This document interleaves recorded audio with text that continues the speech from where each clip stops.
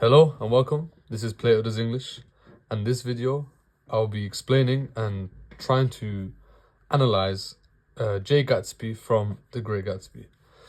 Okay, so what I'm going to start by doing is giving an introduction to his character and some of the types of content that you would need to fully explain and utilize him in your essays. So this first understanding that I'd like to point out is that Gatsby's whole character, right, it's a character that has a deep infatuation, and this infatuation, right, it's commonly understood as a deep lust or a deep courting for that of Daisy.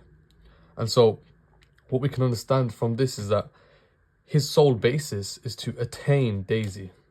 However, as Fitzgerald showcases, that this endeavor isn't entirely binary, it's multifaceted, and we can understand this through the complications of money and wealth and newfound wealth.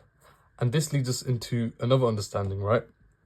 So his character, his basis is this nouveau riche man. So he's part of the newfound wealth. He's new money essentially in New York. And so what we can say is that he doesn't truly understand the customs and conventions and norms of society, as he's trying to pose as old money. And so his endeavor to chase Daisy or court after her surely is to be futile. And this understanding it's made evident quite subtly, just from one example in the later stages, specifically chapter 8, where he wears a pink suit, and all the other characters like Tom Buchanan, they find this suit distasteful, right? And this is emblematic of the difference in their understanding of what is to be valued, right? Gatsby quite hilariously thinks that a pink suit is something of wealth, it's something of beauty, right? But it's distasteful, it's tacky in a sense. And so this, while it's subtle, it showcases and it paints the groundwork to show the dichotomy in the differences between Gatsby's life and those of old money wealth. And so his infatuation with Daisy is doomed to be flawed. And this is what Fitzgerald really wants to encapsulate through his work. Okay, and so now we're going to talk about the genuinity of their love. Is their love genuine? From one perspective that we've just discussed, right, we've made clear that, yes, there is an infatuation, and this infatuation is based on a lustful desire for Daisy. However, there's an implication of wealth and the posing or the masquerade that Gatsby tries to embark on, right? Also, we can understand that perhaps this infatuation or this love is deeper than just a love for Daisy, but it's also a love for Daisy's tokens. Okay, so an example of these tokens that Gatsby is obsessed with inherently is the things that come with Daisy, right? And so the beginning of chapter 8, where Nick is retelling the story of Gatsby and his infatuation, there's this mention of the house, right?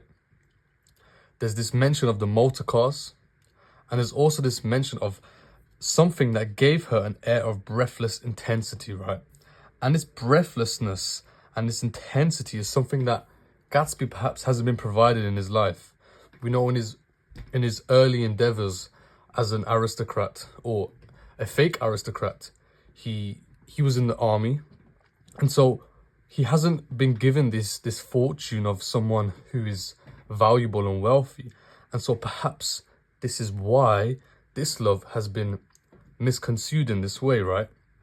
And we know that to reinforce this understanding, at the latter parts of chapter 8, Gatsby says that there was something, right? There was this it that had this elusive nature, right?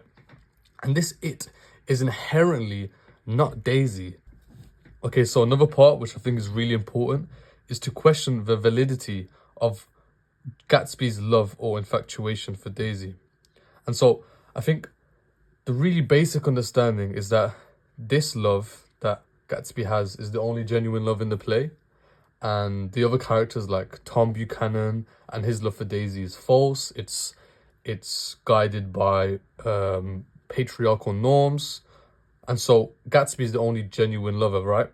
But I think a deeper and a more interesting argument to be made, which offers a more poignant explanation, is that perhaps Gatsby's love is actually misconstrued with consumerism, and so Gatsby isn't truly in love with Daisy, but rather is in love with her tokens. Okay, so just to add, specifically what Tom is trying to show in this elusive sense of Gatsby's love for Daisy is that it has a ripe mystery about it. And as essay writers and as debaters, because that's what we are, that's what we're trying to do in our essay, we're trying to form a debate, a conclusive debate. We have to question fundamentally what this it is. So, is this it Daisy? Is Daisy the mystery? Or is the lifestyle that is accompanied by chasing Daisy fundamentally a mystery? And so, in that one interpretation, right, that we're looking for, or we're trying to look for, is that Gatsby's love may not be as genuine as we might think. We have to support this claim, and the ways in which I'd like to do that is trying to look at themes, right? We know that the automotive industry is interweaved throughout the whole text, the whole novel. And so I would utilize these ideas and this historical understanding of you found wealth and a contrast in being poor, essentially, because that's what Gatsby ultimately was, and now being somewhat wealthy. I want you to really scrutinize this understanding and try and question if Gatsby's love for Daisy is valid. And if it's not valid, this is an imposing argument, and it can be very interesting in an essay. So I think this is really important and crucial for you to understand if you really want to aim for those A stars. So yeah. Okay, now I'd like to talk about the human paradox. The human paradox, right, in this Aristotelian sense, is to essentially chase something or try and gain something that you instinctively know you will never get. Or perhaps you don't know you will never get, but you still will never get. Okay? And Gatsby is a victim of this. This is what sculpts the tragedy, the denouement, the downfall. And it's a pivotal part of the whole novel. Okay? And Gatsby, his character, is to deny truth, is to deny time, which we'll talk about in future episodes, is to deny the reality of life and realism in the face of love or lusting. And so what we can say is that Gatsby's character in this sense is flawed, and his hamartia is thus hubris. And while he isn't hubristic in the sense that he's blasphemous or he tries to deny God, he tries to deny fundamental truths such as time, such as class and lower divisions. And that's what he is part of. So he's essentially trying to attain something that he can never get. And this is a really crucial understanding. And so the reason why I point out this understanding that Fitzgerald provides is because it's quite salient, as it addresses the very imposing question of Gatsby, which is whether his character is genuine. Okay? And if we try to maintain that it is genuine, we understand that he is trying really hard to join this bourgeoisie, this aristocratic society, and he ultimately fails. But if it isn't genuine, his love isn't genuine for Daisy, then he is a victim. He's a victim to the echoes of the Jazz Age, which in the Roaring Twenties are what defines society. And because he's not part of the society, this is ultimately why he fails. And I really think this is an important understanding, because if you nail this, I think you can easily nail any question that comes at you, because if it's anything to do with love, if it's any theme, I think you can really attack it with this one understanding of Gatsby. So yeah.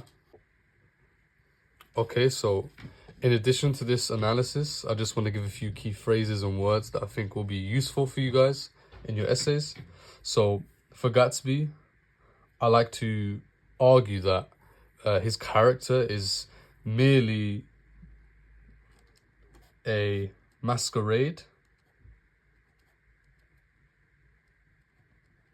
of truth, which is essentially veiled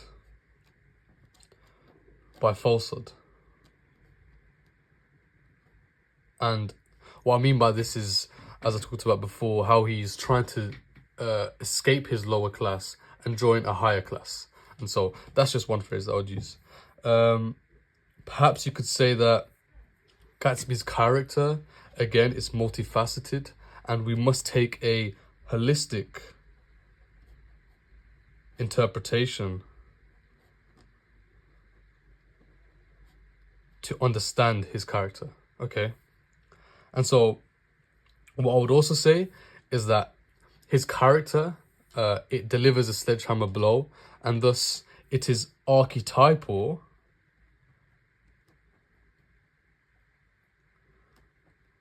to the 1920s society, okay?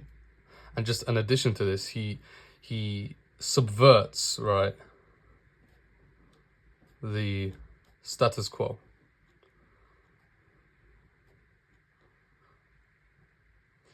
And so the reason why I'm giving you guys these phrases is because, especially in your thesis, this is like a buzzword that your examiner will read, and as soon as they see these types of phrases, they're going to subconsciously think of your work to a higher standard. And so this is why I'm trying to give you guys this opportunity to really expand and evaluate your essay, and so in the hopes that you get a better grade, essentially. And so my final phrase that I would use is that Gatsby, he is so disillusioned that he becomes this voided character, right? That has fallen victim to the diminishing banknotes in society. And what I essentially mean by this is that, like we talked about before, due to consumerism and due to the issues of the golden age, he has become this voided character who's essentially been alienated. Okay, so that draws us to an end there. I'd like to say thank you for watching. This is Plato Does English. If you like my content and you like my style of work, I'd appreciate a like and a subscribe. If not, it's okay. I'll see you guys next week. Bye-bye.